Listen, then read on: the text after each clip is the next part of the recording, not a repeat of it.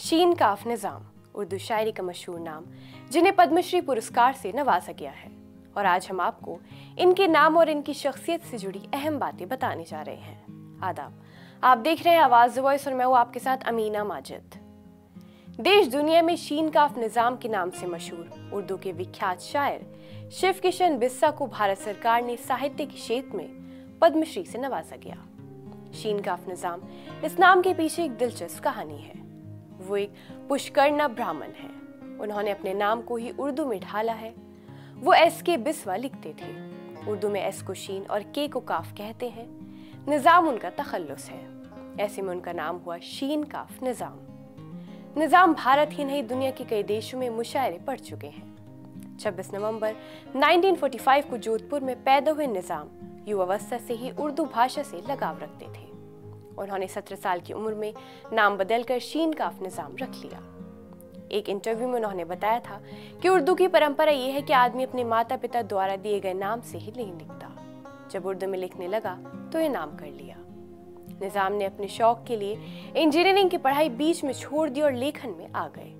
उन्होंने बताया कि वो भारतीय संस्कृति परंपराओं को समावेश करने वाले शायरों से प्रेरित थे।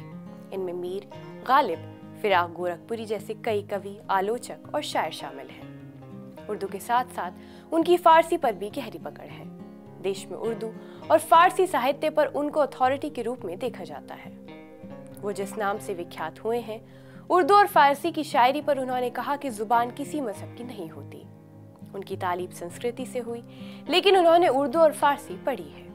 उनका कहना है कि जुबान किसी मजहब की नहीं होती। वो जब किसी मुशायरे या साहित्यिक कार्यक्रम में होते हैं तो उनका रुबाब अलग होता है, लेकिन उनके पलट जब वो जोधपुर में रहते हैं तो अपनी गली मोहल्ले की हटाई पर ठेर मारवाड़ी से सहज रूप से बात करते हुए नजर आते हैं। वरिष्ठ पत्रकार सुरेश व्यास ने बताया कि निज़ाम साहब का पूरे देश में कितना बड़ा नाम है, इसका अंदाजा इस बात से लगाया जा सकता है कि जोधपुर में बरसों पहले एक सिनेमा घर का उद्घाटन होना था।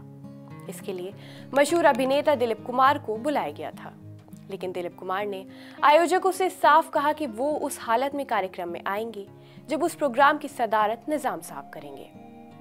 प्रचार और प्रसिद्धि से दूर रहने वाले निज़ाम साहब ने दिलीप कुमार के कहने पर प्रोग्राम में शिरकत की थी।